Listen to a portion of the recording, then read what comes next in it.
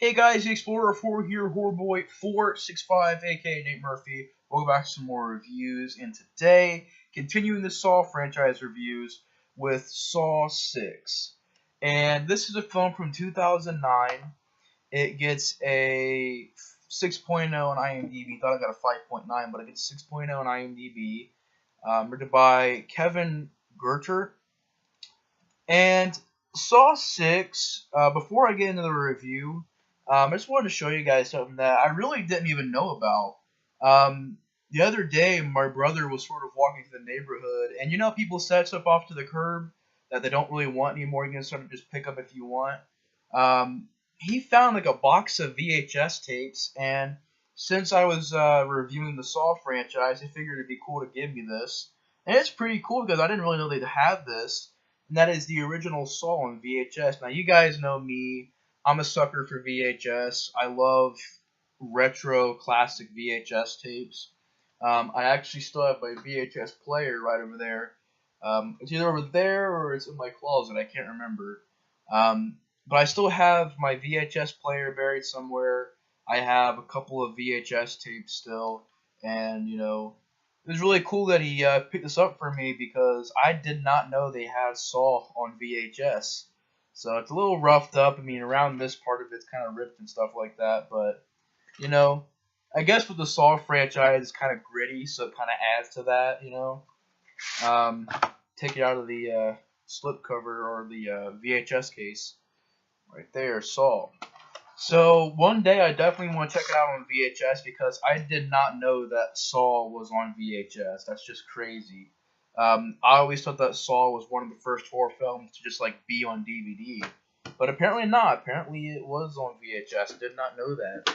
So big thanks to my brother out there for picking it up for me. It was very cool. But to get on to the film that we were reviewing today, Saw 6.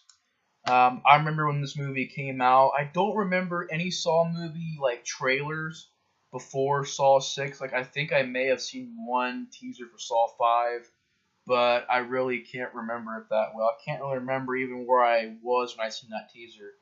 But Saw 6, I was about 9 or 10 years old when this came out, and I remember seeing the trailers and the teaser for this movie all over TV, all over the movies that we were buying at that time.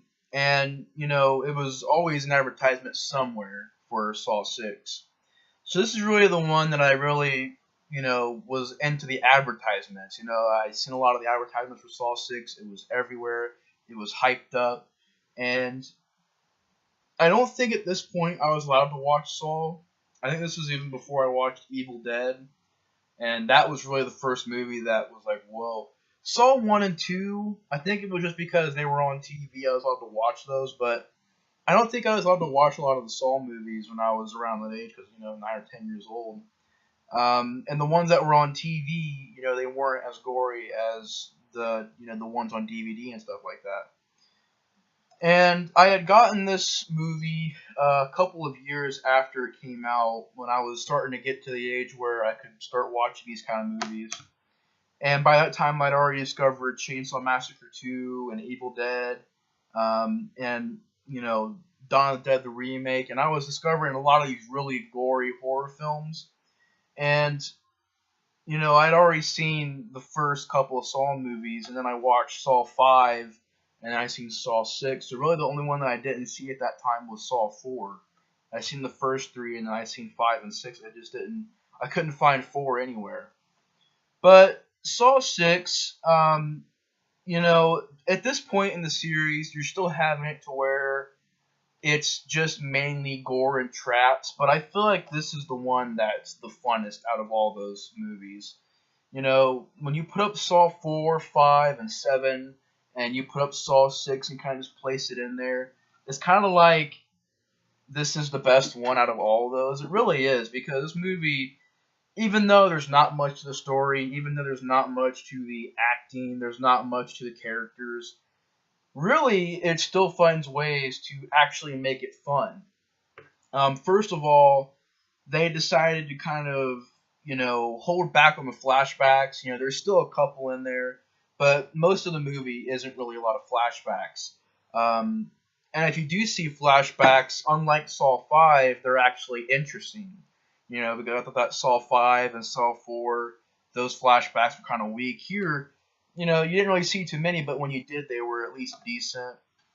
And to show you guys the disc real quick, it kind of went away from the Saw Blade disc, and it kind of went to this whole gear thing, which I really like that idea.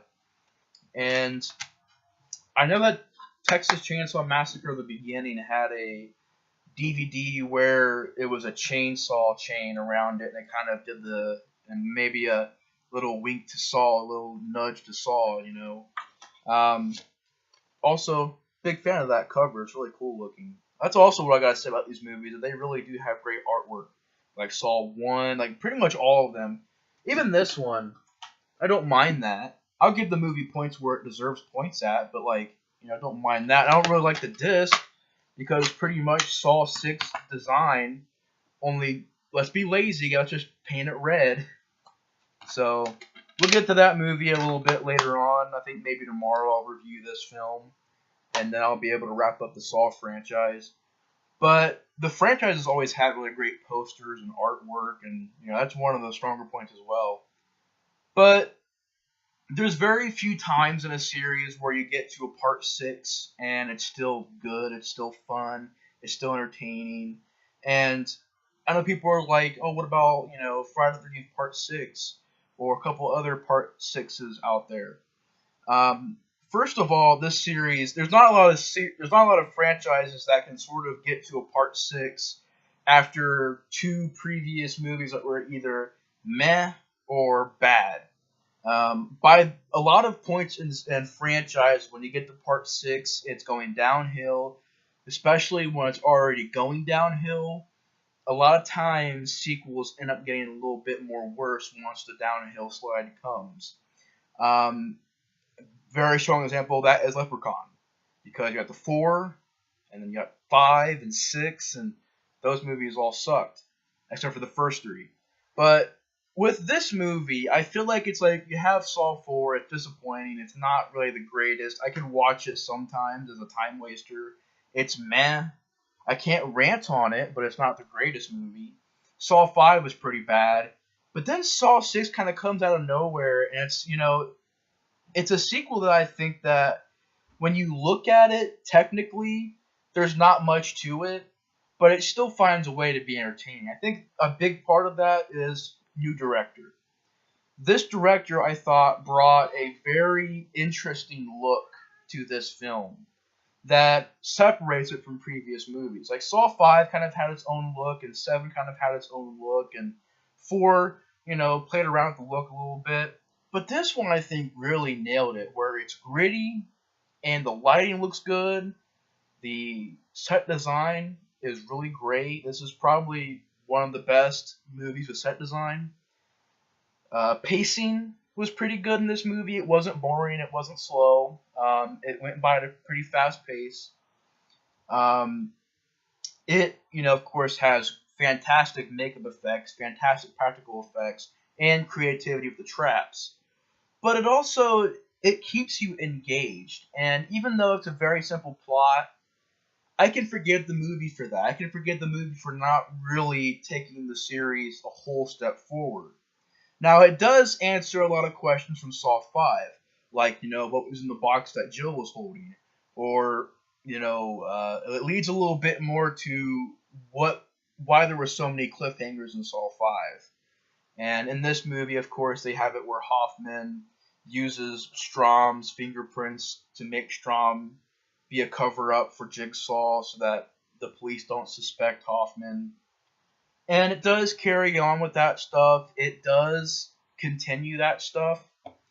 But if you look at it as a whole, Saw 6 doesn't technically move the series forward a whole lot. It answers questions. It fills in some of the holes that Saw 5 had. But, storyline-wise, not the strongest. But I can say that pacing-wise, direction-wise, and just, gore and trap-wise, a lot of that stuff was nailed. It wasn't just good, it wasn't just decent, it was nailed. It was done very, very well. And I love the idea in this movie where it's kind of like one guy going through these different tests, and it's kind of like it plays out like a little bit like Saw 3, where he's going through these tests, and instead of it being about really forgiveness, that doesn't play into the end of the movie. It's about the doctor and his pretty much greed, and he wouldn't really help people who really needed the help. And it's about him, whether it's his colleagues, whether it's people who he's worked for, or people who he didn't give this, I think it was like healthcare or whatever, this healthcare to certain people, and the other ones he didn't. I'll get into the storyline a little bit more in a second, but I just want to touch on some of the things I liked about it. And the score is very good. I think it's a very good return to the feeling of a Saw movie. Saw 5 and 4 kind of their own thing, with the lighting, with the set design and stuff like that. But here it went back to basics. It went back to being very gritty, a very rusty, broken down atmosphere. I think that with it relying less on flashbacks and just sort of letting the movie play out, that also really helped the film. And I don't know. I mean, Saw 6 is just a movie that I think is massively better than Part 7. It's way better than Part 5. I think it's way better than Part 4. And I think it's a very unique movie because there's not a lot of points in a series where the sixth movie is better than the next movie and the two previous films. Just very unique. To get into the plot, though, it's a very basic plot. Continues right after Saw 5, where we have Hoffman getting up out of that trap where he crushed Strom. He gets Strom's hand, one of his severed arms, and he begins planting evidence, basically setting up Strom to be Jigsaw. And throughout the movie, Hoffman is sort of getting suspicion from the other police officers around him. Strom's partner comes back in this movie. You thought she died in Part 4, but she actually, kind of covered up her death so that Jigsaw didn't know. And she comes back in this movie. And you got that going on. You got a game going on in the background. You have Jill finding out clues. She finds the will from John Kramer and John Kramer pretty much tells her that, he's closing shop. He doesn't want any more, apprentices around. So he orders her to get rid of Hoffman. And, with that plot line, it's basically that. And when you're with the plot line at Part 6, that's still that basic. I guess it can be a little bit of a problem. But, like I said, I can forgive the movie for that because the rest of that's in the movie is done very well. I mean, you have this sort of, I don't know if it's really a doctor, but he's sort of this guy who gives health care to certain people who really don't need it, and then he doesn't give it to the people who do need it. Causes this guy who had this disease to die. He was also the guy who told John Kramer he couldn't get this health care when he had cancer. And I guess that's why John Kramer kind of, had this game set up for him. And when he wakes up, you have some really great traps. I mean, at the beginning of the movie, you have this trap where you have these, weights, and it's two people, and whoever sacrifices the most flesh will leave the area alive.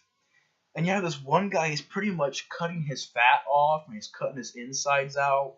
And the girl, she pretty much cuts her arm off, and she wins the game. So it's a very good opening trap to the film.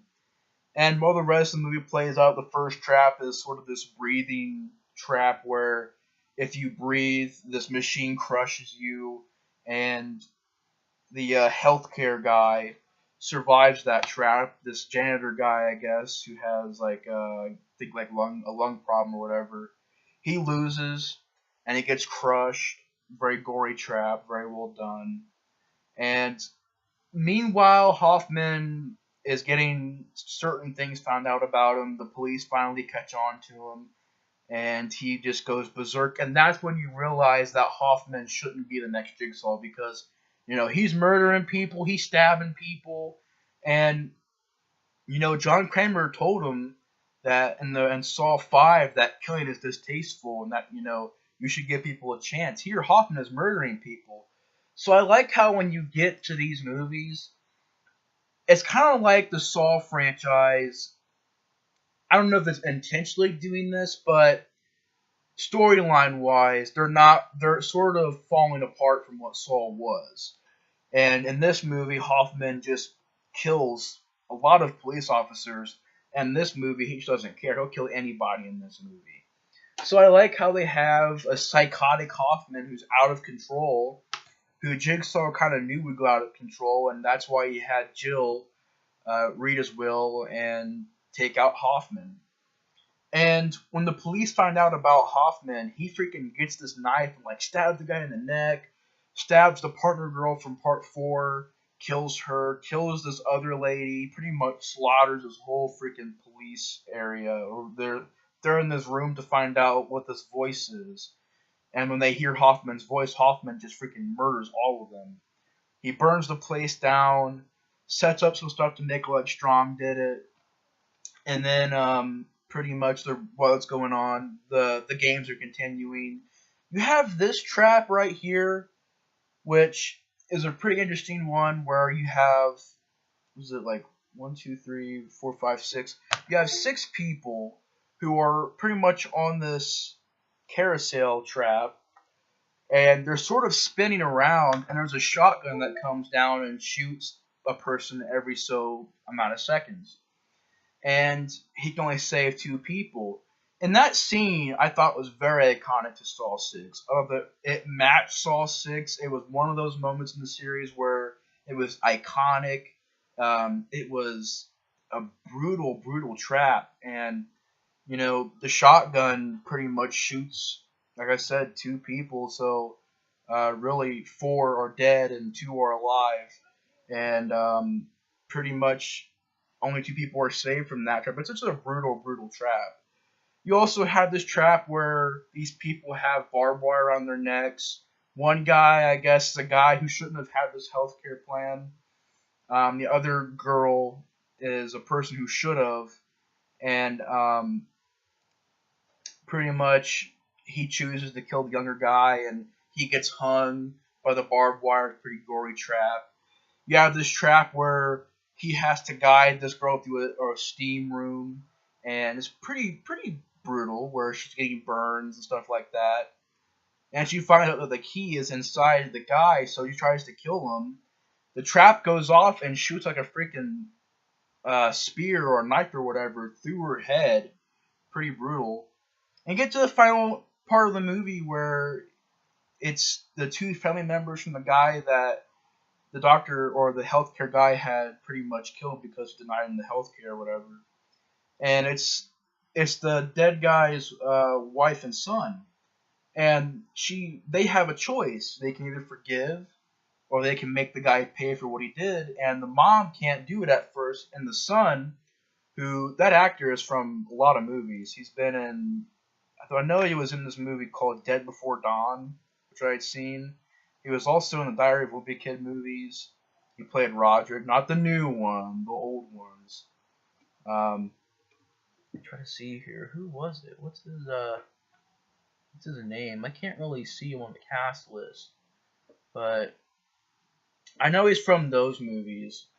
So it's the Roderick character from the Diary of a Wimpy Kid movies. He pretty much just takes the lever and kills the guy, brutal, where this thing falls down, impales him, and like shoots acid out, and it pretty much melts him. It's a crazy gory trap. And Hoffman's watching this. Jill comes in, straps him to this chair, puts the sort of modified reverse bear trap on him. And the end of the movie is you think that Hoffman's going to get killed, but he ends up ripping the mask off and tears a piece of his like jaw and cheek off right here. And that's pretty much the end of the movie. So storyline wise, it doesn't move the series too much, but it's still very well done. It's still very well directed. It has a great look to it. It's very fast paced. I think it nails atmosphere better. It's much more fun to watch. It's much more entertaining to watch this Saw movie compared to like Saw 4 and Saw 5 and Saw 7. Um, it's still very basic plot, but honestly a very fun sequel that is very unique, very well directed, and I think it's just all around a good movie. But anyways, guys, pretty much all I gotta say on Saw 6 is, excuse me, it's very well made. I really enjoy it as a sequel, and it's one of my favorite ones. It's a very fun movie to watch. But anyways, guys, thanks for watching the review. Hope you guys enjoyed, and the Explorer of Horror is out. See you guys later.